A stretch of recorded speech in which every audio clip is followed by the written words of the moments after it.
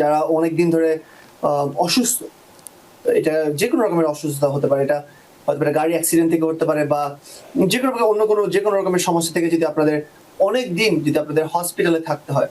ওষুধ প্রদানে ভুল হতে পারে, পানি শূন্যতার কারণ হতে পারে, অপুষ্টিজনিত কারণ হতে পারে, বা সমস্যাগুলো যেগুলো আছে সেগুলোর কারণে যদি অবহেলার প্রমাণ পাওয়া যায়, প্যারেন্টসরা আমাদের বয়স হওয়ার পর যদি আমাদেরকে যখন নার্সিং হোমে রাখা হয়, ওই ক্ষেত্রে যদি কেউ মারা যায়, আল্লাহ মাফ করুক, ওই ক্ষেত্রে আপনার কেউ যদি মারা যায়, এটা হচ্ছে সবচেয়ে স্ট্রংগেস্ট পার্সোনাল ইনজুরি কেস, সবচেয়ে strongest personal injury case. Nursing home দিবি বা হাসপাতাল নিয়েই আমরা বলতে চাই, বিভিন্ন কারণে আমাদেরকে হসপিটালে বা নার্সিং হোমে ভর্তি হতে হয়। তো এরকম অবস্থায় নার্সিং হোম বা হাসপাতালে শয্যাশায়ী রোগীদের ক্ষেত্রে কোন ঘটনাকে আইনের দৃষ্টিতে অবহেলা হিসেবে গণ্য করা হয়? এক, দুই হচ্ছে বেডশোর বা বিছানায় যেটা আমরা অনেক সময় শুয়ে থাকি, কিংবা বিছানা থেকে পড়ে যাওয়া, এটা হতে পারে। ওষুধ প্রদানে ভুল হতে পারে, পানি শূন্যতার কারণ হতে পারে, অপুষ্টিজনিত কারণ হতে পারে, বা সমস্যাগুলো যেগুলো আছে সেগুলোর কারণে যদি অবহেলার প্রমাণ পাওয়া যায়, সেটা কিভাবে দেখা হয় আইনের দৃষ্টিকোণ থেকে বা অধিকারের দৃষ্টিকোণ থেকে? এবং আরেকটি বিষয় আপনাকে জানতে চাইব যে এই ধরনের অবহেলার শিকার যে সমস্ত রোগী বা তার পরিবার কি ধরনের ক্ষতিপূরণ দাবি করতে পারেন, যেমন চিকিৎসা ব্যয় কিংবা পুনর্বাসন ব্যয়, মানসিক কষ্ট, অথবা রংফুল ডেথের ক্ষেত্রে আর্থিক ক্ষতির পরিমাণ কি হতে পারে? একসাথে অনেকগুলো বিষয় আপনার কাছে জানার চেষ্টা করেছি, যাতে আপনি নিরবচ্ছিন্নভাবে উত্তরগুলো দিতে পারেন। অ্যাটর্নি থানন রেজভী। আসসালামু আলাইকুম। আমরা একটু প্রথমে নার্সিং হোম কেসেস বলতে আমরা কি বুঝি?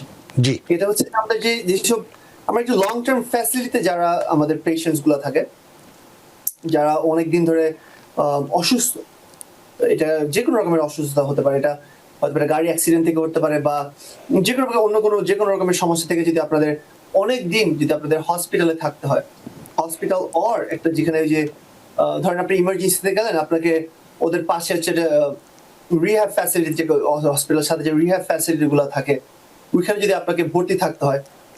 তারপর যদি আপনার বয়স হয়ে গেছেন, জানি যে আমাদের এটা প্রচলিত আমাদের কালচারে না, কারণ আমরা জানি আমরা আমাদের বাপ মাদেরকে সাথে রাখি, আমাদের সাথে রাখি, কিন্তু তাও যদি আমাদের কোনো কারণে যদি আমাদের প্যারেন্টসরা আমাদের বয়স হওয়ার পর যদি আমাদেরকে যখন নার্সিং হোমে রাখা হয়, ওই ক্ষেত্রে যদি কেউ মারা যায়, আল্লাহ মাফ করুক, ওই ক্ষেত্রে আপনার কেউ যদি মারা যায়, এটা হচ্ছে সবচেয়ে স্ট্রংগেস্ট পার্সোনাল ইনজুরি কেস, সবচেয়ে স্ট্রংগেস্ট পার্সোনাল ইনজুরি কেস। যদি নার্সিং হোম বা যেটা আমি লং টার্ম ফ্যাসিলিটি গুলো যেগুলো বলতেছি, ওরা যদি নেগলিজেন্ট করে, ওদের নেগলিজেন্সে যদি আপনাদের যদি ড্যামেজেস হয়, আপনারা যদি ইনজুর্ড হন, অলরেডি রানা ভাই বলছে যে আমাদের বেডসোর কি, যে বেডসোর গুলো হচ্ছে যেটা আমাদের অনেক দিন যদি আমরা বিছানায় শুয়ে থাকি, বিছানায় থাকা হয়, ওখান থেকে আমাদের নড়াচড়া যদি আমাদেরকে প্রপারলি নড়াচড়া করা যদি না হয়, ওই ক্ষেত্রে আমাদের একটা আলসার, একটা প্রেশার আলসার আমাদের ক্রিয়েট হয়।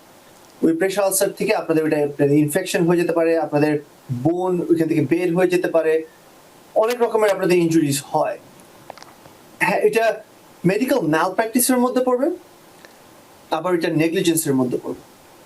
যদি এটা মেডিকেল ম্যালপ্র্যাকটিস বলতে আমরা কি বুঝি, যে কোনো ডাক্তার যদি আপনাদের কোনো ট্রিটমেন্ট চিকিৎসা দিতে যদি কোনো রকমের ভুল করে, ওই ক্ষেত্রে তখন আমরা ওইটাকে আমরা বলি হচ্ছে মেডিকেল ম্যালপ্র্যাকটিস।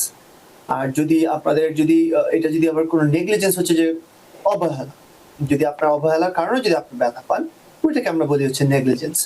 কিন্তু এই দুইটার মধ্যে একটু পার্থক্য আছে, সেটা হচ্ছে যে যদি একটা মেডিকেল ম্যালপ্র্যাকটিস কেস হয়, আপনাদের একটু মাথায় থাকতে হবে যে 2.5 বছর থাকে আপনাকে কেস করার জন্য। আর যদি আমরা যদি নেগলিজেন্স যদি বলি, যে আপনারা ডাক্তার না তো, কিন্তু ধরেন হচ্ছে যারা স্টাফ, যারা টেক কেয়ার করে পেশেন্টদের, তাদের জন্য যদি কোনো রকমের আপনারা যদি ব্যথা পান, ওই ক্ষেত্রে আমাদের 3 বছর থাকে। মানে সময়কালের কথা বলছেন, যে যেদিন থেকে এই ঘটনাটি ঘটলো তারপর থেকে 2 বা 3 বছর এরকম সময়ের মধ্যে আমরা ক্লেম করতে পারি বা আমাদের দাবিগুলো মানে মামলা করতে পারি।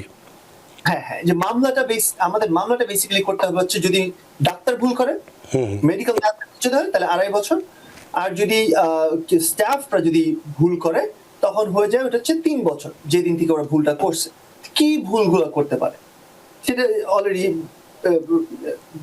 যেটা হচ্ছে আমাদের যে ইনঅ্যাডিকুয়েট সুপারভিশন, মানে হচ্ছে যদি কেউ সুপারভাইজ যদি ঠিক মতো না করে মানে পেশেন্টটাকে, তারপর যদি তাকে যদি ধরেন তার একটু নিউরোলজিক্যাল ইস্যু আছে, নিউরোলজিক্যাল ইস্যু তার সে ভুলে যায়, সে নিজে নিজে হেঁটে কোথাও গেল, গিয়ে তারপর সে ব্যথা পেল। আর যদি একদমই যদি বেড রিটেন হয়, যদি বেড থেকে যদি একদমই মুভ না করতে পারে, তারপর ধরেন আপনার বেড থেকে পড়ে গেল, ওই ক্ষেত্রে গুলোতে যে ফল যদি তার মধ্যে ওইটার উপরে কিছু ইস্যুস আছে, যে ইস্যুস গুলো আমরা একটু বেশি ফোকাস করি। ফর এক্সাম্পল, যদি আমরা জানি যে আমাদের ক্লায়েন্ট বা আমাদের পেশেন্ট নড়তে চড়তে পারবে না, তো ওই ক্ষেত্রে তো আমাদের একটু বেশি সুপারভিশন লাগবে স্টাফ গুলা থেকে।